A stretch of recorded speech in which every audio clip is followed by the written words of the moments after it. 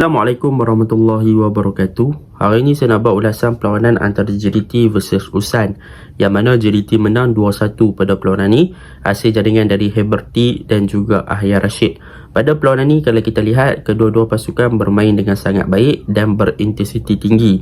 Dan untuk pasukan JDT, dari awal game lagi, mereka dah melakukan serangan demi serangan, percubaan demi percubaan. Tetapi, bak kata Fakri Syahrani, kalau bola tu tak mau masuk, dia takkan masuk lah apabila percubaan demi percubaan oleh pasukan JDT mengena tiang. Jadi itu adalah salah satu kod yang kita boleh ambil dari bekas pemain bola sepak kita, iaitu Fakri Syahrani. Kalau tidak semalam, kalau bola ataupun percubaan-percubaan yang terkena tiang tersebut, kemungkinan JDT dah boleh belasah Ulsan mungkin dengan jaringan yang lebih besar dari 2 dan juga mematikan secara langsung corak permainan Ulsan di first half. Dan hasilnya apabila terus menyerang dan menyerang, Heberty berjaya untuk menjaringkan gol di minit-minit akhir perlawanan first half lah. Tetapi bila masuk second half, Ulsan mula untuk meningkatkan tempo dan mereka mula untuk lebih tersusun, dan JDT lebih kepada untuk bertahan.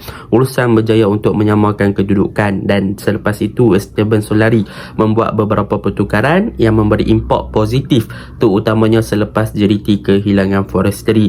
Jadi nak tahu cerita lebih lanjut, follow video ni. Jadi tanpa membuang masa, mari kita masuk ke dalam ulasan perlawanan. Untuk ulasan perlawanan kali ini, saya akan mulakan dengan pasukan JDT dahululah. Apakah perkara yang boleh saya highlightkan untuk pasukan JDT pada perlawanan ni?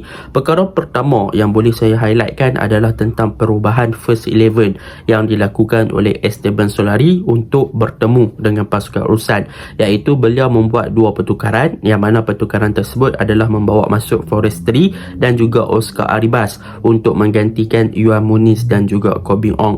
Bagi saya, perkara yang paling efisien ataupun paling efektif adalah dengan kemasukan Forestry di bahagian serangan, yang mana untuk game ni apabila Forestry diletakkan di bahagian kiri pasukan JDT, beliau adalah lebih efisien dan lebih bagus untuk cover up dan juga memberi support kepada pergerakan di bahagian kiri dengan memberi bantuan kepada Oscar Arribas yang bermain dengan lebih ofensif. Jadi kita boleh nampak kemasukan oleh Esteban Solari kepada penggunaan Forestry untuk game ni telah memberikan kestabilan yang lebih kepada bahagian kiri pasukan JDT, dan dalam pada masa yang sama, Forestry boleh membentuk gandingan yang sangat baik untuk membentuk combination play bersama dengan Backson dan juga Heberty di kawasan half space kiri dan juga di kawasan central area. So there is a good thing lah dengan kemasukan daripada Forestry. Jadi kita boleh nampak apabila kemasukan Forestry, front 3 pasukan JDT iaitu Backson, Heberty dan juga Forestry, mereka sangat-sangat connect really well. Mereka boleh bentuk combination yang sangat baik dan mereka boleh link up dan dengan pergerakan-pergerakan yang banyak lah. Jadi benda tu memberikan satu implikasi ataupun kesan yang positif kepada gerakan serangan pasukan JDT. Dan apabila kemasukan Forestry untuk game ni, dia bukan sahaja cover up di bahagian kiri pasukan JDT, sebenarnya dia adalah lebih kepada untuk overload bahagian attacking pasukan JDT juga. Apabila Forestry pun lebih banyak untuk masuk ke bahagian tengah untuk membantu Backson dan juga memberi ruang kepada Backson untuk exploit pertahanan pasukan lawan. Dan dalam pada masa yang sama, Forestry juga boleh drop lebih deeper untuk collect the ball daripada bahagian bawah ataupun untuk membantu ball progression JDT di bahagian tengah. Dan apabila Forestry banyak membantu bahagian serangan dan juga untuk bergerak lebih banyak di bahagian kiri dan juga ke half space kiri, maka pergerakan bola pasukan JDT di kawasan tengah dan bahagian kiri akan lebih lancar, dan mereka akan membolehkan untuk Oscar Arribas lebih efisien untuk bergerak dengan lebih tinggi di kawasan kiri lah. Dan dalam pada masa yang sama, kita boleh nampak apabila Forestry kembali di bahagian kiri pasukan JDT, yang lebih positif adalah untuk Heberty. Sebab apa? Sebab Heberty dia akan overload di bahagian tengah dan dia akan fokus more to the central area. Jadi Heberty tak perlu untuk cover up bermain sebagai attacking midfielder ataupun untuk bertindak dengan lebih wide area ataupun cover bahagian yang lebih luar di kawasan orang kata apa, sisi padang. Sebaliknya Heberty boleh focusing on bahagian tengah sahaja untuk membantu Backson dalam pergerakannya. Jadi apa yang terbentuk di sini, kita kita boleh nampak apabila Heberty more to central area, dia boleh guna dia punya energy untuk melakukan pressing, dan juga dalam masa yang sama boleh untuk bahagian pertahanan dia boleh drop dan juga melakukan track back dengan menunjukkan work rate yang tinggi untuk game ni. Jadi kita boleh nampak lah apabila Heberty dia tak cover banyak area dalam padang, lebih fokus kepada central, dalam fasa menyerang dia akan lebih efisien dan dia boleh untuk set up bagi tim dia, terutamanya ada beberapa gerakan yang dia lakukan berjaya untuk set up kepada Backson, dan dalam pada masa yang sama bila dia dapat ruang dia boleh melakukan percubaan dengan tepat lah. Hasilnya dia berjaya menjaringkan satu gol. Dan dalam fasa out of position ataupun ketika JDT diserang oleh pasukan Ulsan, Heberty akan drop lebih deeper untuk membantu Afiq dan juga Hongwan dalam fasa bertahan untuk memastikan yang Ulsan tak boleh nak bergerak bebas di kawasan tengah. So benda tu positif, dan untuk game ni memang boleh saya puji lah untuk Heberty sebab dia punya work rate sangat tinggi. Daripada segi menyerang dia memang efisien, daripada segi bertahan dia pun efisien. Cumanya masuk second half kita boleh nampak yang Heberty agak kurang disebabkan pengeluaran oleh Esteban Solari mengeluarkan Forestry untuk bermain secara lebih defensif, sebab waktu tu memang kita boleh nampak yang JDT sedang diserang oleh pasukan Ulsan. Jadi satu percaturan yang baik juga daripada Esteban Solari, sebab waktu tu pun Forestry boleh nampak yang dia tak berapa efisien dalam fasa menyerang sangat. Jadi kemasukan Kobe Ong adalah lebih untuk menstabilkan bahagian pertahanan pasukan JDT dan membebaskan Oscar Arribas untuk bergerak lebih ofensif di bahagian kiri. Cumanya apabila masuk second half, Oscar Arribas dia dah tak terlalu di-exploit ataupun tak terlalu digunakan untuk bergerak di bahagian serangan, tetapi sebaliknya membantu Kobe Ong di bahagian pertahanan, sebab waktu tu urusan mula untuk attack.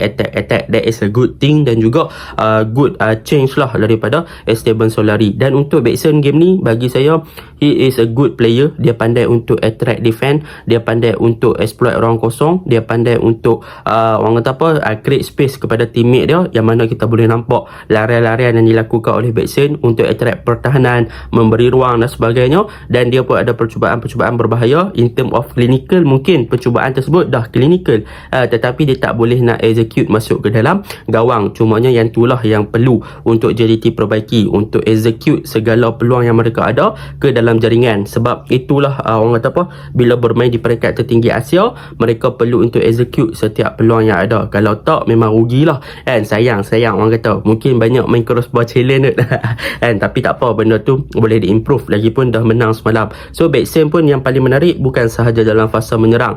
Sebenarnya Backson banyak diguna pakai dalam fasa bertahan secara set pieces, sama ada corner kick ataupun sama ada free kick. Yang mana untuk video saya yang lepas sewaktu JDT vs Ulsan, saya ada menekankan tentang fasa ataupun defending set pieces pasukan JDT. Mereka perlu improvise, dan untuk game ni benda ni boleh saya puji. Sebab apa? Sebab JDT sangat-sangat improve daripada segi defending set pieces yang mereka lakukan, dan penlibatan daripada Backson untuk challenge dan juga memenangi area duel ataupun untuk intercept ketika situasi corner kick adalah sangat efisien, yang mana banyak kali Backson menang di dalam kawasan D-box sewaktu Ulsan dapat corner kick. So that is a good thing lah. So JDT improve a lot daripada segi mereka punya corak permainan ataupun corak bertahan ketika situasi set pieces. Dan itu yang kedua. Dan yang ketiga, kalau kita lihat untuk pasukan JDT pada perlawanan ni, mesti awal-awal waktu first half orang kata Arif Aiman tak hidup kan, mesti orang akan kata macam tu. Sebenarnya waktu first half kalau kita lihat untuk pasukan JDT, mereka memang tak exploit ataupun mereka memang tak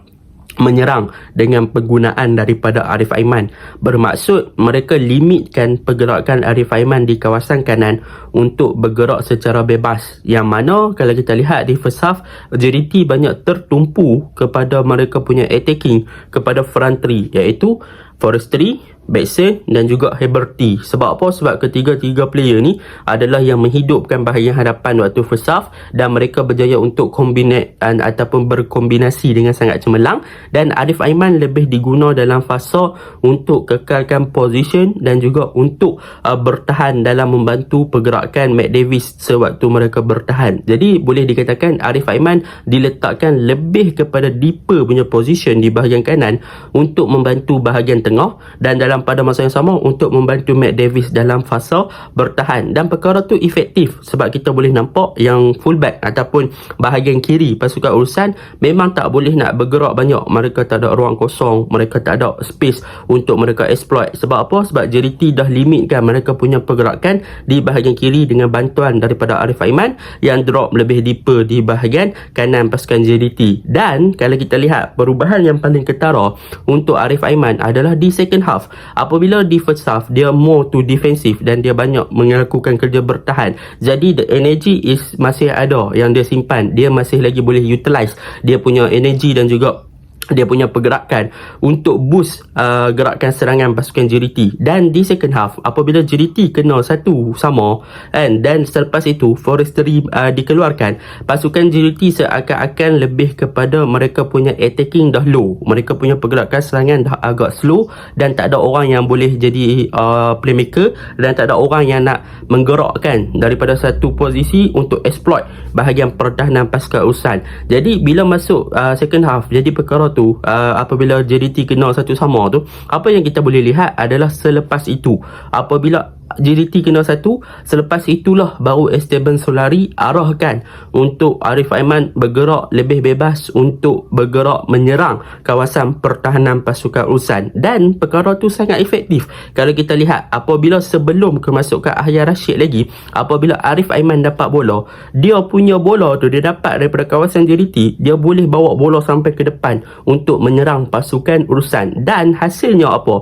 Hasilnya Arif Aiman ada beberapa percubaan, tetapi percubaan tersebut tidaklah terlalu berbahaya dan berjaya ditepis oleh goalkeeper pasukan urusan yang muka macam orang kata apa, pelakon Enkening counter tu kan. Tapi Arif Aiman bila dia masuk ataupun diarahkan untuk menyerang urusan di second half, kita boleh nampak dia boleh dominate, dia boleh bergelecek dengan sangat baik, dribbling dia on point, dia boleh untuk masuk dalam di box dan itulah yang diguna pakai oleh JDT di second half. Dan perkara ni ditambah baik apabila di second half juga, apabila Arif Aiman dah mula untuk boost dia punya attacking dan dia lebih focusing on dia punya serangan untuk pasukan JDT. Pasukan JDT iaitu Esteban Solari membuat pertukaran dengan membawa masuk Ahyar Rashid, yang mana kemasukan Ahyar Rashid ini adalah sebagai orang kata apa, punca kepada pergerakan pasukan JDT untuk menyerang lebih dengan kelajuan ataupun pace yang ada. Dan daripada segi positioning, Ahyar Rashid sangat on point, jadi dia biarkan untuk Arif Aiman menggerakkan bola dan Ahyar Rashid lebih more to wait di kawasan hadapan, di kawasan tengah untuk dia receive the ball dan dia finish pergerakan yang dilakukan oleh Arif Aiman. Dan hasilnya apa dia? Ahyar Rashid berjaya skor 1. Cumanya yang menarik tentang gol daripada Ahyar Rashid ni adalah daripada bagaimana JDT counter dan juga build up daripada Matt Davis kepada Arif Aiman, dan tindakan yang bijak daripada Ahyar Rashid yang dilakukan sebelum dia score the goal adalah daripada segi dia check the offside line ataupun dia check kedudukan last man pasukan urusan untuk memastikan yang diri dia tak berada dalam kedudukan offside sebelum dia receive the ball daripada Arif Aiman. So that is a good thing. Dia punya scanning tentang opponent yang terakhir di barisan pertahanan urusan before dia bergerak untuk dapatkan bola. So benda tu adalah seorang player yang sangat bagus lah, dan dia punya finishing sangat clinical.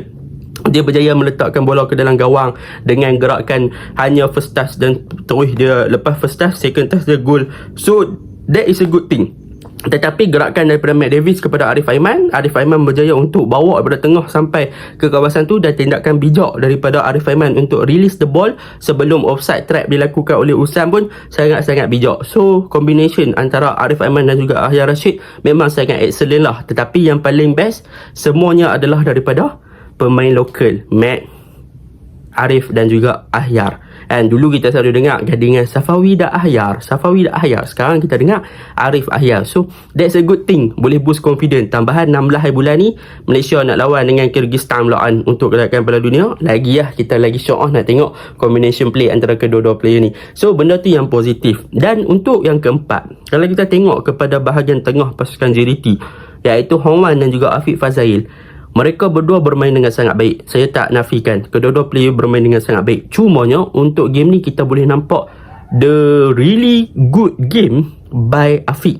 Sebab Afiq dia banyak cover Hong Wan, dan dalam pada masa yang sama dia banyak involve untuk membantu Heberty, dan dalam fasa attacking dia banyak membantu gerakan dengan menghantar bola ke bahagian hadapan, dan dalam fasa bertahan dia banyak membantu Hong Wan untuk cover up bahagian pertahanan, dan hasilnya Afiq berjaya untuk melakukan satu assist kepada Heberty. That is a good assist. Dia nampak Heberty ruang kosong, dia buat chip kepada Heberty, dan Heberty first timer, dan benda tu bagus. Dan dalam fasa bertahan dia banyak untuk membantu Hong Wan in term of defensive dan juga dirty work. So benda tu bagus. Dalam fasa menyerang, Afiq juga banyak membantu ball progression dengan melakukan off ball movement, cari ruang kosong yang ditinggalkan oleh bahagian tengah pasukan Ulsan untuk receive the ball daripada bahagian bawah, sama ada pada Matt ataupun Jody Ahmad, dan dia banyak untuk change side dan sebagainya. That is a good thing. Dan untuk Hong Wan, kalau kita lihat untuk game ni, dia memang dia akan beraksi lebih deeper, sebab kehadiran Hong Wan adalah more to defensive duty ataupun lebih kepada untuk release the ball daripada bahagian bawah, dan untuk membantu pasukan JDT dengan penggunaan Jody Ahmad untuk bermain dengan lebih tinggi.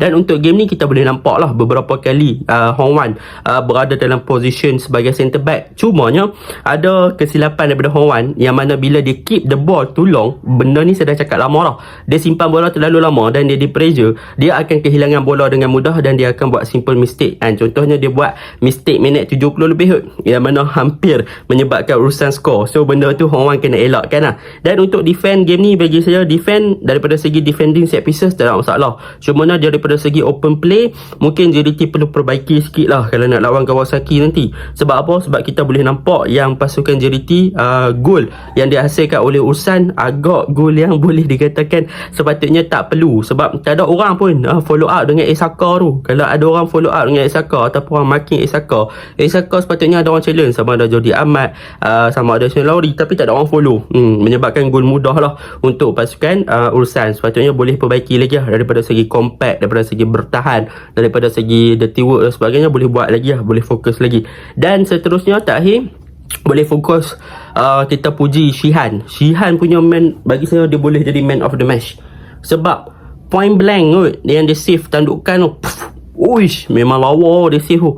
Lepas tu dia main mental lagi, lambatkan game sampai striker Ulsan mati Adam tu kira 1, 2, 3, 4, 5, 6 nak tunggu 6 second punya pegang bola tu sampai koyak lah pemain Ulsan tu tapi memang Shihan game ni dia memang padu, dia memang menyelamatkan gawang pasukan JDT dengan banyak. So that is a good thing. Dia punya distribution ball pun not bad. Dan yang paling saya respect, Safiq Rahim masih mampu bermain di peringkat tertinggi Asia.